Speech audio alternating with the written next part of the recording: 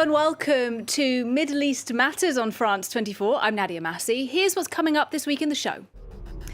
As football superstars head to Saudi Arabia and the kingdom announces a bombshell Gulf merger, we ask, what role does sports play in soft power? And is it sports washing? Also coming up, a wave of crime within Israel's Palestinian minority. Over 100 people killed this year, with community members saying they suffer from institutional discrimination and neglect by police. And Yemen's beekeepers feel the sting as the conflict impacts their hives and their ability to export their precious honey. But first, our question on the show this week: what role does sports play in soft power in the Middle East? It is a question we're asking after the bombshell announcement that the PGA Tour is to merge with arch-rival Live Golf, owned by Saudi Arabia. And it's not just golf. The kingdom also has its eye on global football stars and perhaps even the NBA.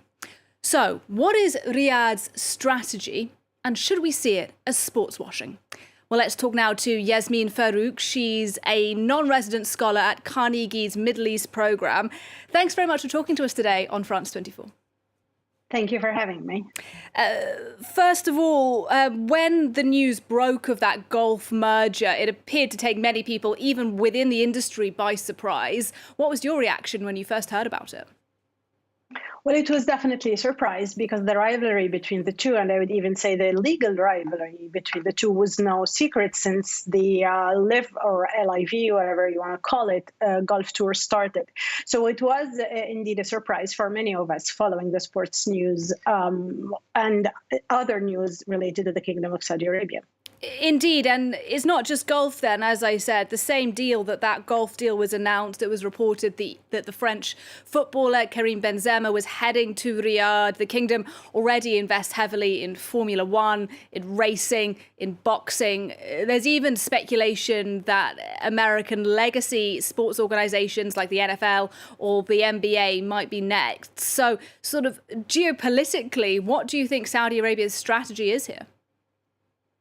Well, the strategy has many folds. One of it is also making the sports sector actually a lucrative sector that can get revenue for the kingdom. It's not just about,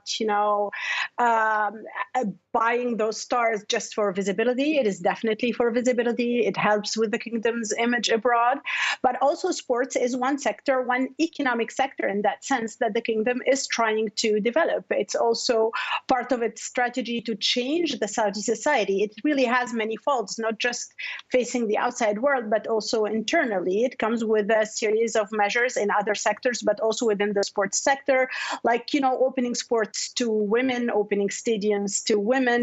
It is also related to some health elements, such as, reducing obesity, increasing, exercise within Saudi society. So it comes within, a larger policy within the kingdom that is directed as much as to the outside that it is to the inside of the kingdom.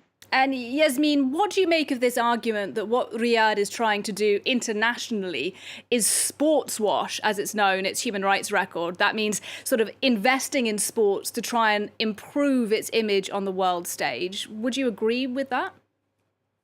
Sports helps with the kingdom's image. That's a fact. However, I do believe that the money, the amounts of money that are being spent, in addition to, as I said, other elements of this policy, makes it really go beyond sports washing. As I indicated, it is targeted as a sector to generate revenue for the kingdom within its larger strategy of Vision 2030 of having, a diversified economy.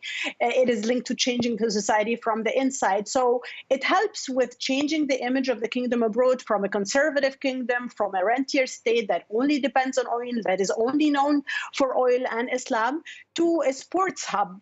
And in that, the kingdom is actually competing and is following the same strategy as its neighbors, especially Qatar, that has hosted, for example, recently the World Cup, and other countries in the Gulf.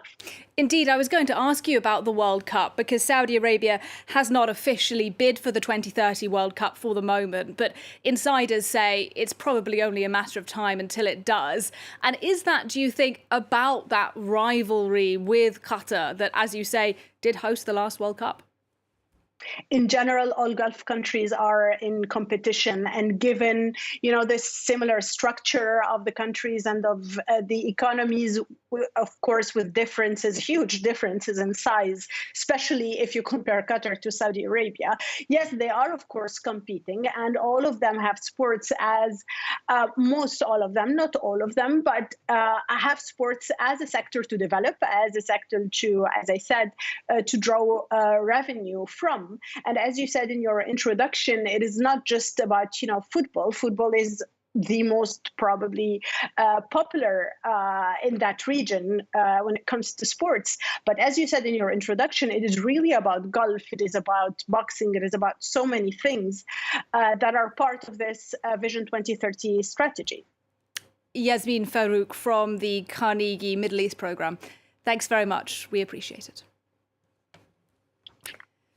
Now, in other news, Saudi Arabia has signed a $5.6 billion deal with a Chinese electric car maker, one of several major investments inked at a Sino-Arab conference in Riyadh this week. In total, over $10 billion of investment deals were signed, spanning technology, real estate and tourism. Now, it comes amid growing commercial and diplomatic ties between Beijing and the Gulf, including the landmark resumption of relations between Iran and Saudi Arabia earlier this year, which was brokered by the Chinese government. Now, in other news, thousands of Palestinian citizens of Israel have taken part in protests recently amid a wave of crime within the minority group. In the latest attack, 5 people, including a 15-year-old, were shot dead near Nazareth last week. Experts say the spike in crime is linked to drugs and armed trafficking, as well as prostitution. And many within Israel's Palestinian community say the problem is made worse by discrimination and government neglect. Shirley Sitbon has the story. Hundreds of people pay their final respects for 2 murder victims. For these 2 men, everything ended here, at a car wash in Yafa Anasariya near Nazareth. They, as well as the 3 other victims of the shooting attack, were Israeli Arabs or Palestinian Israelis. Their assailants have yet to be arrested. For police, the shooting is part of a feud between 2 families implicated in organized crime. Dozens of police personnel backed by a helicopter took part in search operations hoping to catch the perpetrators as soon as possible and refer them to justice. Organized crime has gained power and influence in recent years in Israel's Arab communities. Officially, 102 people have been murdered since the beginning of the year, compared with 106 for all of last year. Criticized for his government's lack of action, Benjamin Netanyahu said interior security forces, the Shin Bet, should be integrated into the fight against gangs. We will target the head of the snake of these criminal organizations. I will convene a special government meeting with our legal advisors so we plan out how to integrate the Shin Bet. Arab Israelis are the descendants of Palestinians who remained in the country after Israel's creation in 1948.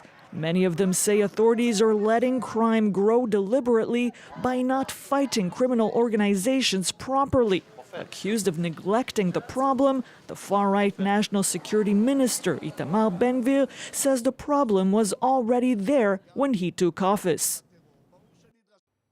Well, we end the programme this week in Yemen, a country producing some of the most sought-after honey in the world.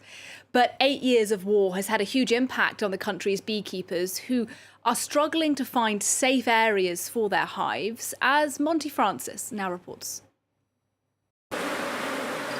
This sound is the buzz of business and music to the ears of beekeeper Abdul Jabbar Al Ghuli. May peace be upon you. These are the Yemeni bees, producers of the world's finest honey. Honey is a source of pride for many in Yemen, and for good reason. The high quality means that Al Ghuli can sell one jar directly to consumers abroad for the equivalent of 62 euros. Our honey does not crystallize, even after a period of up to 7 years.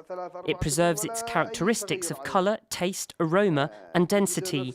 That's because of the purity of the floral source, as bees feed solely on the sidra trees. But 8 years of war have had their sting. The ongoing violence has made it hard for Al Ghuli and other beekeepers to find secure places for their hives, and shipping their product out of the country is both difficult and expensive. Exporting our honey has been extremely hard, as there are no longer shipments through airports or through maritime shipping companies. All of this affected exports compared to the past, when we used to ship by air cargo to any country, anywhere in the world. Figures show that Yemen produced about 1,500 tons of honey in 2022, down considerably from 5,000 tons in 2012 before the war began. Despite the challenges to his industry, Al Ghuli has taken to social media to generate a buzz, and it's helping. Even in the midst of war, Yemen's honey provides a living for some 100,000 beekeepers across the country. And that report from Yemen brings us to the end of Middle East Matters this week. Thanks for watching, and do stay tuned.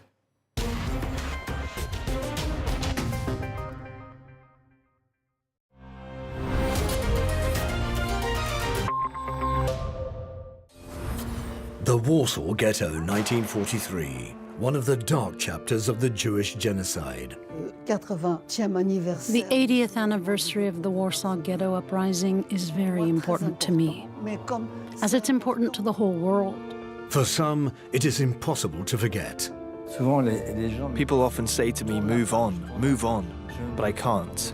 There's no fresh start. But in Poland, memory of the event seems to be fading. Somehow it's a silent acceptance of growing hate. The Warsaw Ghetto, 80 years later, revisited on France 24 and France24.com.